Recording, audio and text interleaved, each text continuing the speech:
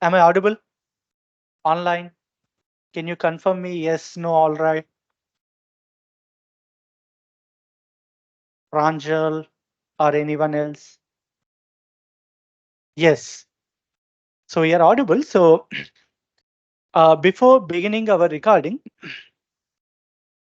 I just would like to have some interaction session to understand whether you have any idea on turbulent motions, maybe some basic concepts. Why I'm asking this question is Dr. Abhishek may show us a couple of animations. He will straight away plot something like wall shear stress. Maybe he will straight away use some wall functions. He will straight away use something like Q-based vorticity and so on. So kind of stream structures and so on. Mean fluctuating kind of components. So I'm just trying to sense whether you guys are already familiar with this kind of terminology. If not, a small discussion on turbulence and that followed by an example like typical channel flow, turbulent channel flow at high Reynolds numbers, we will be going to do.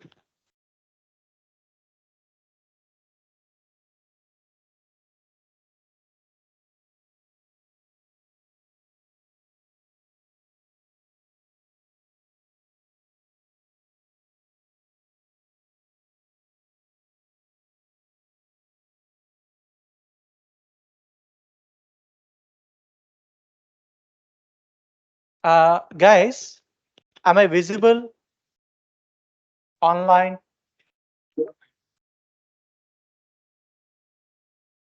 How about now? Yes, wonderful.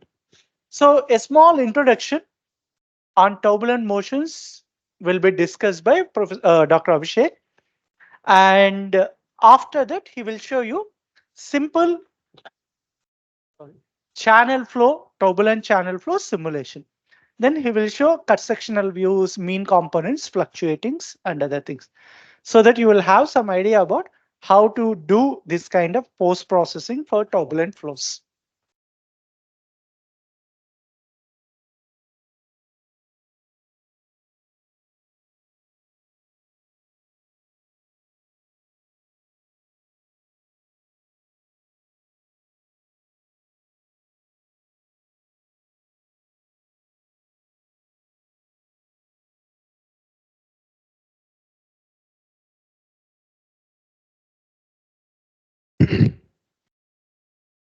Okay, so hello everybody.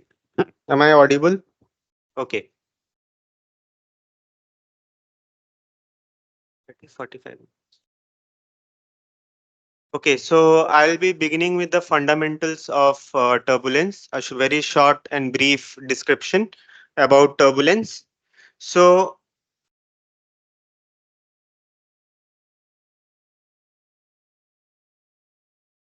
okay, so what are the characteristics of turbulent flows? The first one is randomness.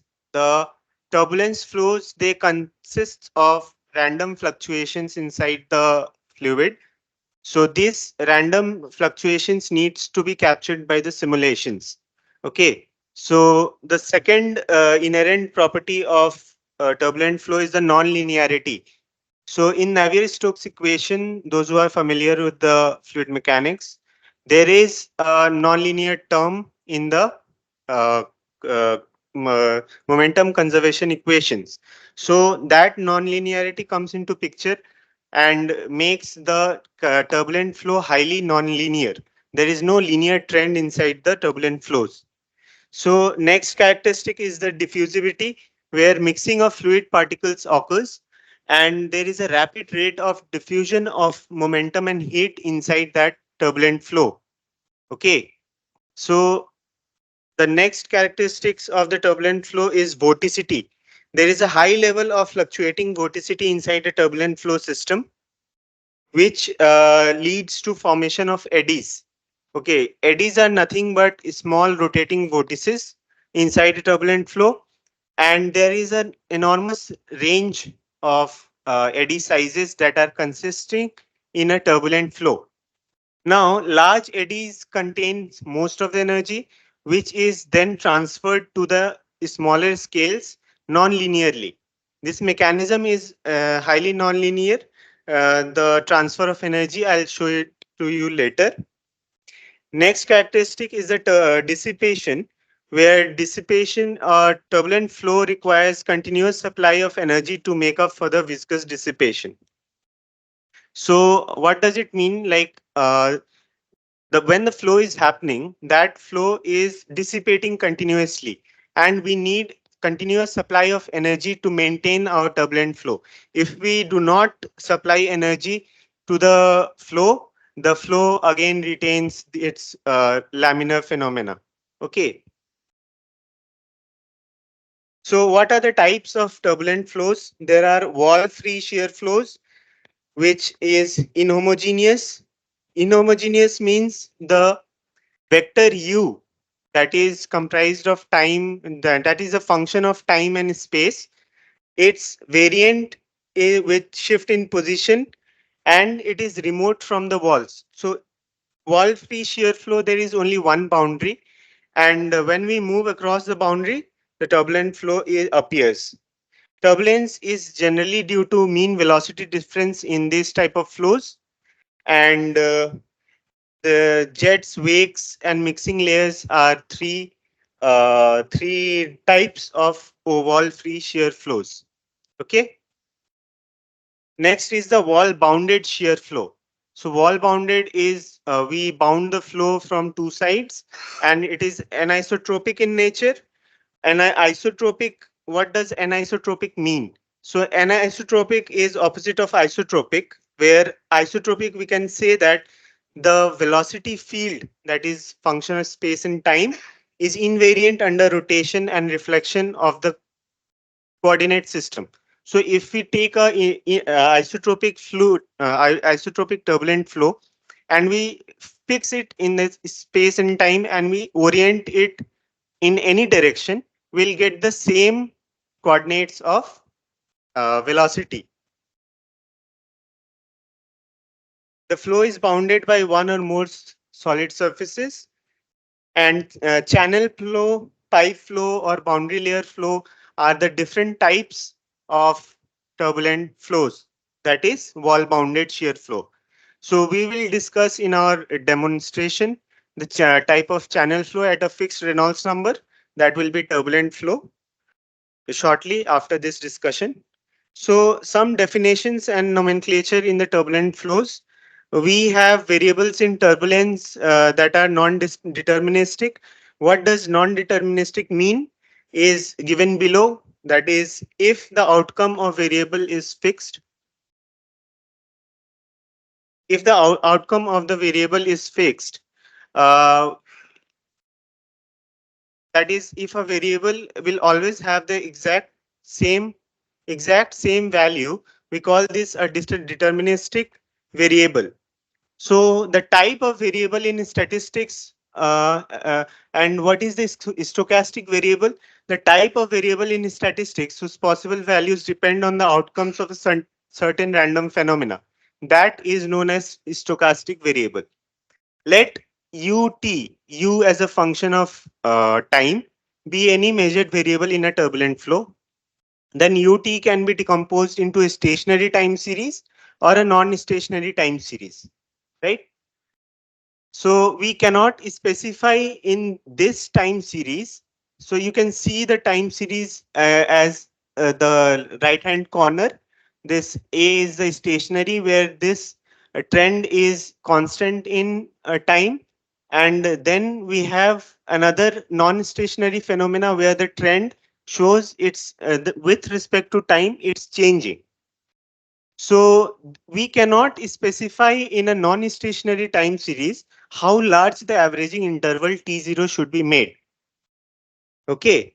So that is why we take help of collection of experiments, which is known as ensemble. So ensemble is nothing but repetition of experiments and reading the same set of data points that we are measuring. So ensemble average is given by this equation where I is the experiment number. So there is repetition of experiments, and we average it out in by measuring it every time, and dividing by total number of experiments n. Okay. Now, some okay. Now let us consider a fully developed turbulent flow experiment. Suppose this is the procedure of how to perform an ensemble experiment. Okay, so let us forget about turbulent DFSEM inlet as of now.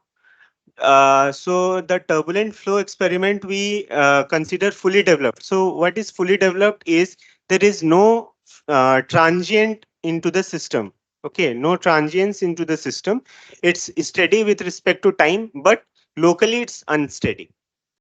Okay, so we have the liberty to measure velocity and pressure field in the entire domain comprised of grid points, right? So each experiment can be considered as velocity and pressure data points dumped at a particular value. Suppose a flow transforms across a length L. So in one time step, if we can take that length, divide in, we take that flow length and we repeat one cycle, one flow cycle by 1 unit, and we take observation 5 times in that flow cycle, then we can obtain a profile of turbulent flow in one flow cycle. So at each cycle we save 5 points, so that 5 points are the ensembles, and we repeat this, continue these flow cycles repeatedly, and we take the observations, so that makes our ensemble increase. So during this simulation, data points are dumped at the regular time intervals. And after the simulation ends, we have the set of velocity and pressure data points at each right time. So after we save the thing, what are we saving? We are saving pressure and velocity. And during runtime, we also save the average fluctuation quantities, average of the fluctuating quantities, and collection of this entire dumped time varying data is known as ensemble. Okay. We can average the time varying data during the runtime, which is automatic, or as a post processing step that is manual. So here I will not be demonstrating the manual step. It will be done automatic in the simulation, and I'll specify where this field averaging is done. Finally, we obtain the mean velocity and mean pressure, from which instantaneous fluctuating terms are obtained, and collection of these mean and fluctuating quantities characterizes the turbulence statistics, right? Now, what are the average equations of motions that we are solving? Okay, so a turbulent flow is instantaneously, it satisfies the Navier-Stokes equation, but it is very difficult to or impossible to predict the flow in detail, as enormous range of scales need to be resolved. So what are these scales we are talking about? Basically, in terms of spatial scales, we are talking about eddies. There are very large scale eddies and there are very tiny scale eddies. So resolution needs to be very proper and in detail to obtain correct turbulent flow profile. We do not generally require all these fine scales to be resolved, and gross characteristics of the flows are enough. Only if you are a hotshot scientist, you need that small scale resolution. Uh, until and unless we are not dealing with rocket launch and all that. So mean velocity, pressure, and temperatures. These are the quantities that we are interested in. So these are the equations look something like this. The instantaneous quantities are denoted by tilde, which can be decomposed into mean and fluctuating components. The mean component is regarded as ensemble average. We have the Reynolds decomposition where the instantaneous quantity is decomposed into mean and fluctuating quantities, and those are replaced in the after Reynolds decomposition. Those are replaced in the Navier-Stokes equation, which is further transformed into several steps, and finally we uh, put all these known values. It's I hope fluid mechanics background people they understand this, and finally we obtain this additional stresses acting in the mean turbulent flow, These stresses are much larger than the viscous contribution of the flow, except very close to the solid surface, where the fluctuations are small and mean flow gradients are very large. Okay, so these two terms that are circled in blue give rise to the Reynolds stress tensor. So Reynolds stress tensor, it generally characterizes the Reynolds shear stress present in the system that deforms the fluid inside the turbulent flow. So let us see what is happening inside a turbulent flow.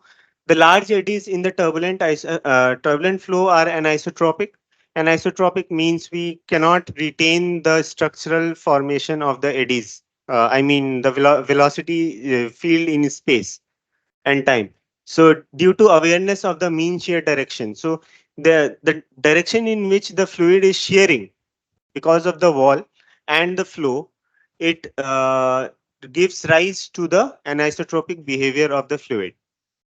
So large eddies in the turbulent flow are anisotropic, and they are of the order of width of the shear flow. So we generally take it as a characteristic length, that is the dia of the channel or boundary of the boundary layer thickness. Okay. Now large in eddies, they extract energy from the mean flow. Okay. Then eddies somewhat smaller than these large eddies, they feed on that energy and are strained by its velocity field. These smaller eddies are essentially advected in the field within the large eddies. Okay, so strain rate of large eddies are much larger than the smaller ones. Hence, smaller eddies are non-interactive with the mean flow or larger eddies. This cascading and stretching generates long and thin films as seen in this colmograph microscale picture. So this is big holes have little holes which feed on their velocity, and little holes have lesser holes, and so on. The cascading effect boils down to the molecular scale. Next is the energy spectrum. So we need to determine energy distribution between the various scales of motion. Let's delve into some complex mathematics. So velocity is a time dependent vector field. We define 2-point correlation here, that is given by this equation. The special Fourier mode is a function which varies sinusoidally in the direction of the wave number vector and constant in planes normal to k. I hope nobody is interested in this, but it's important that we analyze the energy equation or energy transfer mechanism, how it behaves. So we need these equations to analyze that. So this is the velocity spectrum tensor. That is the Fourier transform of 2-point correlations, and it is inverse transform of this equation. The energy spectrum function is given by this equation, and it is further simplified into this very basic equation, that is half u square. So entire complex mathematics is nothing but what we learned in class 12, that is energy squared, velocity squared by u, that is kinetic energy per unit mass. So per unit mass, how this energy is transferred across the scales, we determine. So that is known here as the turbulent kinetic energy, and k is the wave number of the eddy. Okay. So this is the behavior. On a logarithmic scale, we have the energy cascading effect that is given by this trend, which is nothing but k to the power minus 5 by 3. That is Kolmogov's law. He studied it in 1938, that using this mathematics, that the energy scales from larger eddies to smaller eddies